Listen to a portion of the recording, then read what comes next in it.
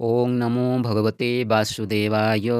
श्रीमद्भागवत नवम स्कंध सप्तम अध्याय। शुक उवाच एवेहो शृणोतु नरेश मान्धाता पुत्र अम्बरीश पितामहंकु सेवा कला से फले सुपुत्र लभिला तासु तजुवनाश्व होई पाळई सप्तदीपामही हारित ताहार कुमर मान्धाता वंशे से प्रवर नागेन्द्र वाक्ये नागजूथे गंधर्व बल कुहारन्ते से नागे आसी रात्र काले पुरुकुत्सकु घेनी गले सकल भ्रातृगण थाई नर्मदा कन्या ताकु देई पातालपुरे घेनी गले गंधर्व बळे जुझाइले से पुणी विष्णु तेजे बळी गंधर्व बळ नाश करी मिली सकल नाग बळे संतोष बर ताकु देले जे प्राणी शयनर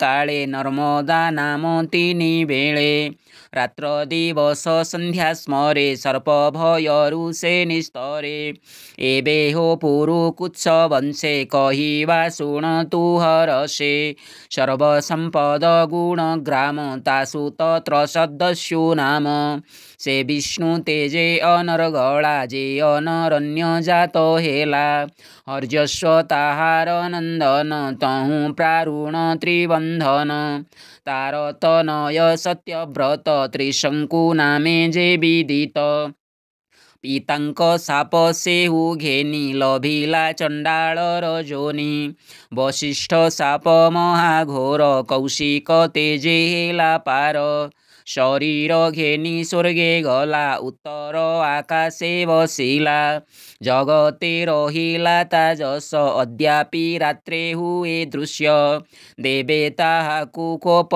कले भूमिरे पड़तु बोइले तक्षणे अधोमुख होई पड़न्ते कौशिक नाई स्तंभन कले वेद मंत्रे पुणी बसिला निज क्षेत्रे ताहार सुत हरिश्चंद्र सपत दीपे से नरेन्द्र ताहार अर्थे अन्योनि वशिष्ठ विश्वामित्र बेनी बहु बरस युद्ध कले पक्षिंक प्राय रूप हेले से पुणी अपुत्रिक होई नारद मुनिंकी अनाई संतति अर्थे प्रश्न कला विकले त्रिशंकुर बला नारद मुनिता प्रस्तावे कहिले आत्मा प्रिय भावे तू जाई वरुण चरणे विश्वासे पसता शरणे से तोते प्रसन्न होइले संतति लभिबुतु भले एमंते नारद वचने मिलिले वरुण भुवने वरुण चरण रे पड़ी राजन कहे कर जोड़ी हे प्रभु कर अनुग्रह मोहर हेउ जे तनय पुत्र उत्पन्न हेले मोर यज्ञे मु देवी तार शिर तार वचने तुष्ट हेले वरुण तोषे वर देले वरुण बरे पुत्र जात नाम ता होइला रोहित देखिण पुत्रर जन्म राजांकु कहन्ति वरुण हे नृप मोर यज्ञ कर एबे तो होइला कुमार वरुण वाक्य शुणी कर्णे विचारे हरिश्चंद्र मने ए पुत्र अपवित्र शिशु जागे की रूपे हेव पशु एहा विचारी नरपति वरुणे करई विनती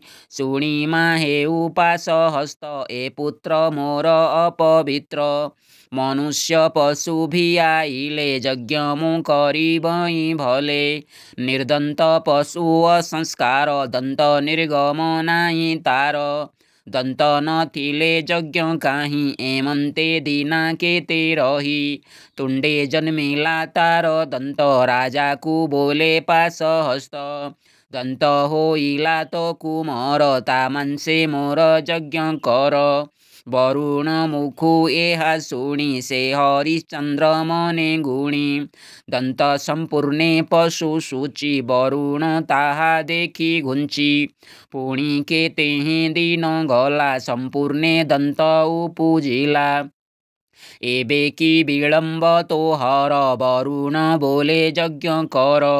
वरुणे चाही राजा कहे प्रथम दंत शुद्ध नुहे। ए दंत पड़ी जेबे उठे तेबे से यज्ञ पशु घटे। एमंते किछि काल अंते तुंडु पड़िले सर्वदंते। पुणी उठिले एक तुले वरुण राजा चाही बोले। दंत होइला पुनर्बार भो राजा एबे यज्ञ कर। ता शुणी बोले नृपमणि एनु हि कुल धर्म बाणी। क्षत्रिय वंशे होई जात जावत नुहि समर्थ। तावत मांस शुद्ध नुहे एमंत बोले पुत्र स्नेह।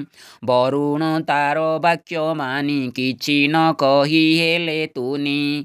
एमंते काल बंचाइला ता जानी पुत्र विचारिला। पिता जे करिछन्ति सत्य अवश्य यज्ञे हेबि हत।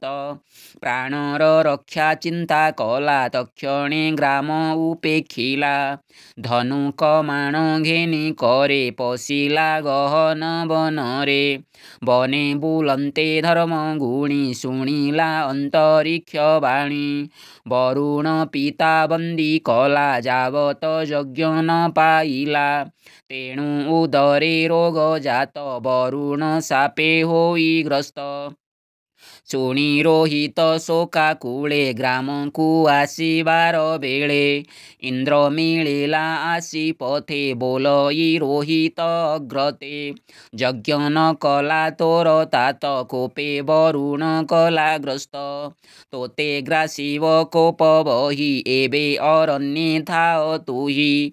धर्म को जेबे तोर मन धरणी कर पर्यटन। अनेक पुण्य तीर्थ कर धर्मे विश्वास जेबे तोर। एमंते इंद्रर वचने रोहित तीर्थ करे वने। पुणी ग्राम को इच्छा करे आसन्ते इंद्र तानि बारे। एक द्वितीय त्रिचतुर्थे पंचम वर्षे ताकु पथे। वृद्ध ब्राह्मण रूप धरी ग्राम गमने विघ्न करी। षडवर्ष वने तिला अनेक तीर्थ से भ्रमिला। सप्तवर्षे निज ग्रामे मिलिला जाई तीर्थाश्रमे। शुणिला अजगर्त मुनि बिकिबा अर्थे पुत्र तिनि। ताहांक पासे से मिलिला मध्यम पुत्र को किणिला। से पुत्र सुन सेफ नाम सकल गुणे गुण धाम। पितार अग्रे नेई देला ता देखी वरुण छाड़िला।